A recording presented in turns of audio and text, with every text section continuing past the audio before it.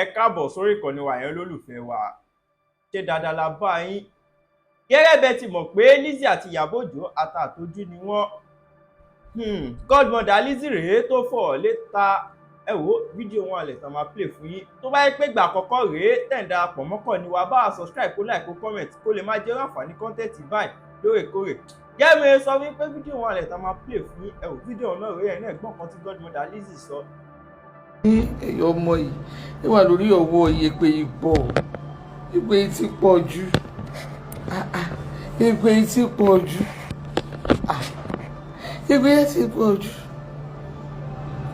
tó bá gé mi nìyí ni bí ọba fòkó ṣá kó fi òkó ṣá kó fi pẹ́pẹ́ mi èmi kan fi Rashidi Yekini ẹ̀dẹ̀ fi Rashidi Yekini ẹ̀ fi pẹ́pẹ́ tàbí kẹ́ ẹ̀ ló sá mọ̀ parajì ẹ̀ wà lórí ọwọ́ yìí ẹ̀ ṣọ́ra yìí o ẹ ṣọ́ra yín mi ò ṣe báyìí dé mi ò pèrò ẹ lórí ìwóróbo pàdùkú tàǹtà ìta ní mo mọ̀ ní Nàìjíríà ẹ ṣàánú mi ẹ jọ̀ọ́ ẹ ṣàánú mi ẹ jẹ́ kí mílíọ̀nìyà fèsì mílíọ̀nìyà kó lówó ṣọ̀rọ̀ olówó ẹ fèsì ara yín mélòó lára mi bébí náà rè pẹ̀lú irú dáìlè ọ̀rọ̀ aṣọ mi bó ṣe wà ní 15,000 ní mo tà ẹ ṣàánú mi ẹ ṣàánú mi ìpè yẹn pọ̀ ẹ̀rí mo fi hẹ́lmẹ̀tì àfikọ́wò orí títí kí ló dé ìgbàtẹ́gẹ́ kí n jáde kí ló dé ẹ fèsì ara yín ẹ jẹ́ kí mílíọ̀nì àfèsì ara wọn ṣé mo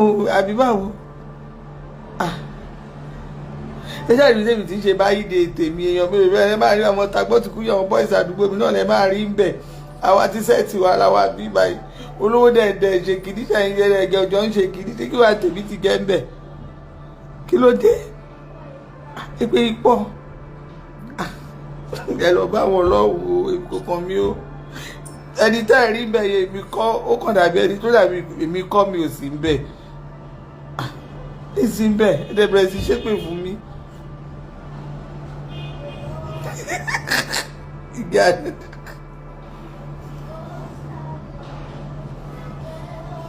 ava ẹ má ṣe pé fún mi o ẹ má ṣe pé fún mi o torí mi gbọ́dọ̀ bá gbé wá kọ tẹ̀yìn tẹ̀ ń wọ́n lẹ́sẹ̀ yìí èmi ò fi bẹ́ẹ̀ gbádùn lọ títì èmi ò ń ṣe pé ṣùgbọ́n tí bàbá yín tara bọ̀ lórí kọ́mẹ́dì mo fi Jésù Kristi ìbúra ẹ máa gbé ìwò wá bí o ẹ náà fi mílẹ̀ mo ṣe wà yìí o ẹ má pòsì fọ́tò mi ẹ má pòsì píṣọ̀ mi ẹ tẹ̀ má sọ ń pa mi ẹ má lọ jẹ́jẹ́ yín tẹ́ ẹ bá lè bá mi fà débi tí n bá jákútú kọ́mẹ́lì lè má bá yín fi pòtú àtú o nǹkan máa ṣẹlẹ̀ o kí n tèmi bàbá ń pọ̀ lówó jẹ́ olówó kọ̀ọ̀kan gbọ́dọ̀ fọ́hùn torí pé olówó òjò olówó lọ Musiliu Ṣọlá láṣíwájú yìí níbi kákọrin àpàlà tó kọjá gẹ́gẹ́ ẹ lọ mi sọnù yín gbogbo yín ẹ lọ gbẹ́nu dákẹ́ ọlọ́run má jẹ́ ń ṣe ra mi léṣe gẹ́gẹ́ ṣẹ́rẹ́ yẹ̀yọ́ ẹ̀dá fún kankan èyí tá ẹ kí ló dé wà dé ẹ̀dẹ̀ wà bẹ̀rẹ̀ sí ẹ̀dẹ̀ ọ̀pẹ́tì ẹ̀dẹ̀ jẹ́ káwé èèyàn gbádùn àti ní gbogbo ẹ̀ oòrò lẹ́bù wo lẹ́tún fẹ́ máa ṣe jẹ́ fẹ́ máa ṣe òfáwọn èèyàn àwọn èèyàn ti rí lẹ́bù yẹn náà dẹ̀ tó díẹ̀ níwọ̀nba kí ló dé ẹ fẹ́ káwọn èèyàn pokùnso lórí ìkànnì táwa yìí ní ẹ ṣọ́ra yìí o ẹ ṣọ́ra yìí o ìdọ́lọ ṣọ́ọ̀ṣì mo ti rẹ́rìn mo dé láti ṣọ́ọ̀ṣì mo rẹ́rìn mo tún sá lọ ní tọ́ílẹ̀tì nínú ṣọ́ọ̀ṣì mo lọ tọ̀ mí lọ tọ̀ mo lọ wo mo ní kí ló dé ẹ bẹ́ẹ̀ pa ẹ̀yà ara bí ẹ̀yọ́ mi sàfẹ́ ẹ̀dá fún kọ́kọ́ mo rẹ́rìn mo ní kí ló dé Jésù Kristi ọmọ Dáfídì ṣàánú ayé mi o. Ẹ má ṣe pé fèmí o. Èmi kọ́ mo ṣe báyìí dé o. Èmi kọ́ lè ṣe báyìí dé o. Kí ló dé kan èpè tèmi? Èdè ṣépè. Orí ti ń fọ́ ta yín. Èpè yìí pọ̀. Èmi tí mo fi joyous mood wọlé mi gẹ́gẹ́. Ẹ̀dẹ̀ wá ń ṣépè.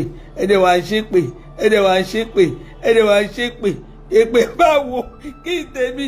Ṣé mi mo gbé kéèkì wá ni? Sọ mi pé mo gbé kéèkì lọ ni? Ṣé rí mi ń bẹ̀ ni? Èmi ṣẹ́rẹ́ ẹ̀yin wèrè kan tẹ̀ update yẹn. Ọlọ́run ló mọ̀ nọ́mbà léyìí. Ìkànnì ikẹ̀ tẹ́yìn ò bá ṣe kà. Kí ló dé? Ìkànnì gbogbo yín.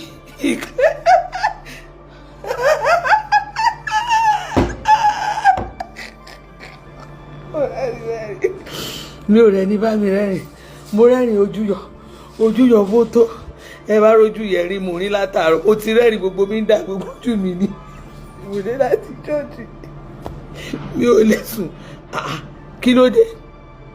Ẹ̀dẹ̀ wà ń fọ́ ìpè lálá tó bẹ́ẹ̀ yẹn. Kí ló dé? Kí n tèmi? Ẹ jọ o. Ẹ lo yàkín Rashidi Yekini tàbí kẹ́ ẹ lọ Paraji. Pé bá dìgbà tí yẹn pọ̀ Paraji àbí Rashidi Yekini. Bá dẹ̀ sọ ní ìsinyìí, bá ní kó ṣé mi ò sọ fún yẹn, ẹ má mo sọ náà ẹ̀gbọ́n lónìí.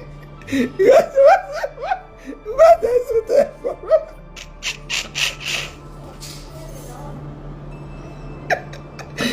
Ìwà tèmi. Ẹ̀dẹ̀ wà ké pé mọ́lẹ̀. Kí n tèmi? Ẹ má ṣe pé fún mi mọ́kẹ́. Èpè ẹ ti pọ̀ jù. Mo látàárọ̀ nínú ilé. Mo lo gèlè yìí mo tún fi borí. Ẹ̀dẹ̀ wà rọ́ èpè bẹ́ẹ̀ yẹn. Ọlọ́pàá.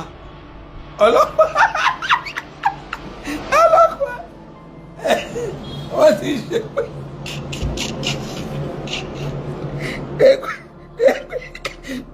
pé èpè ipò ọlọ́pàá ẹlẹ́dàá máa ṣe pé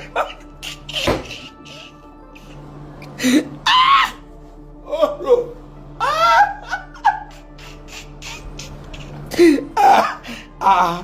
tèmi ẹ̀lọ́ bá wọn ti bí kẹ́kì tèmi ẹ̀lọ́ bá wọn ti bí kẹ́ máa sọ́dọ̀ mi ò ṣe báyìí dé o ọmọ July ni mi July 5 ọdún yẹn ṣípò oṣù àti ìṣèlúyà ẹ̀yà ká parí ọdún January àti January December láṣì wà December láṣì wà ìdè ní sùúrù ẹgbẹ́ mi dẹ̀ ní tí ní ẹ̀dẹ̀ dúró dìgbà àti ẹ̀dẹ̀ náà ẹgbẹ́ kìíní wọlé Ọ̀párájì àti Rashidi Yekini ẹgbà wọn yẹn kọ́ wá ìyẹn ló lè sọ fọ̀rọ̀ tó wà lẹ́yìn èmi ni mo pàdé mẹ́rin mi bẹ́ẹ̀ ní ẹ̀dá rí mi bẹ́ẹ̀ ẹ ṣọ́ra yìí o ẹ̀dẹ̀ wà ṣépè fẹ́ mi kí ló kàn mí kí tèmi ègbè ipò o ẹ bá kanra mọ́ mi o ẹ̀dẹ̀ kanra mọ́ mi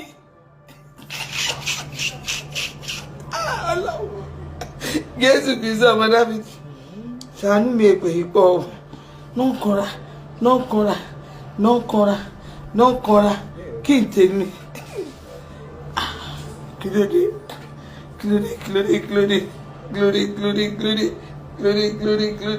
àdúrà ẹ ṣe pé ẹ má ṣe pé o ẹjá fàyọ̀ ṣọdún kára máa ra ṣe wẹ́rẹ́wẹ́rẹ́ báyìí ẹ̀rọ máa ṣe tí kébì náà máa ṣe kí àtúnṣe tiẹ̀ ìwá ní kìíní èdè wa tún sọ̀rọ̀ ẹ̀ ṣépè ò dáná láì ní tìjú yìí ní báyìí báyìí ní tìjú ní ṣé bọ́lá wa kàn tí ẹ fi ọ̀rọ̀ adé fi pọ́n gbà fi mo fi pọ́n dọ́tà mi before lè ní mo fi pọ́n dọ́tà mi before lè ní mo fọkàn ọ̀rọ̀ yẹn mo kàn fi kún ọ lé pé báyìí báyìí ni o a máa rí sáǹpùlù o a máa má kàn tiẹ̀ sọ ni bá a fi kún ọ lé ni ẹ̀dẹ̀ tí wàá sọ dòótọ́ kò rí bẹ́ẹ̀ kò rí bẹ́ẹ̀ ṣé ẹ ti gbọ́ kò rí bẹ́ẹ̀ a fi kún ọ lé ni ṣé ẹ mọ̀ gbọ́n máa ní ọba pẹ́pẹ́ ló jókòó yìí bẹ́ẹ̀ bá lọ jẹ́ kí ọba pẹ́pẹ́ tó bá lọ báyìí kọ́ bá pẹ́pẹ́ já kò ní dáa ń bá kàn ní bọ̀dá àdìsá táàṣì mo kú bọ̀dá àdìsá kò ní dáa ọba pẹ́pẹ́ ò fi bẹ́ẹ̀ gbádùn títí lọ tààràtààrà bẹ́ẹ̀ ọba pẹ́pẹ́ gbádùn bẹ́ẹ̀ yẹn ni ọba pẹ́pẹ́ ọba onífòlójú yé ọ̀rọ̀ àjẹ ìgbà mi táwọn èèyàn bá ṣe pé ìjọba àwọn jó bí máa jó bọ́dì kó yóò ti yẹ àjáwọn nǹkan bẹ́ẹ̀ yóò kì í dùn àjáwọn yẹn náà ó pẹ́pẹ́ ní bá ti kí skul.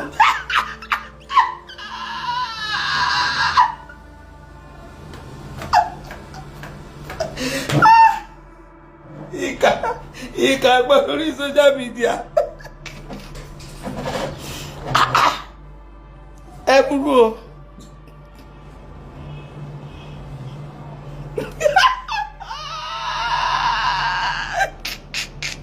àṣírí kan lọ́wọ́ àti parí yẹn ẹ wá lọ gbé mi wá ẹ wá ń ṣó ó ti yé yín ẹ wá ń ṣó rẹ̀gẹ̀ ṣó mọ̀sùn ṣó mọ̀nì ṣó everything ẹ wá lọ gbé àwọn kò dàbí tèmi ẹ wá gbọ́ àwọn olórí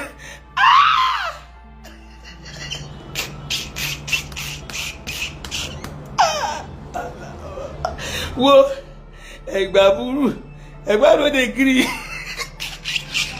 ẹgbà burú aláwọ̀ bàbá bá sọjọ́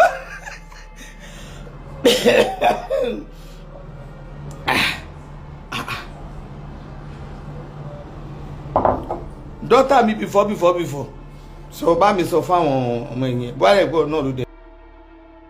gẹ́gẹ́ bẹ́ẹ̀ náà ti gbọ́ nǹkan tí godmother Lizzy sọ ẹ wò àní máa ríra wa jù báyìí lọ tó bá yẹ pé gbà àkọ́kọ́ rèé tẹ̀ ń darapọ̀ mọ́kàn ni ẹ bá subscribe kẹ́ like kẹ́ comment ẹ lè máa jẹ́ wàǹfààní kọ́ńtẹ́ẹ̀tì báyìí nígbàkúgbà lóòrèkóòrè ẹ wò ó dàbọ̀.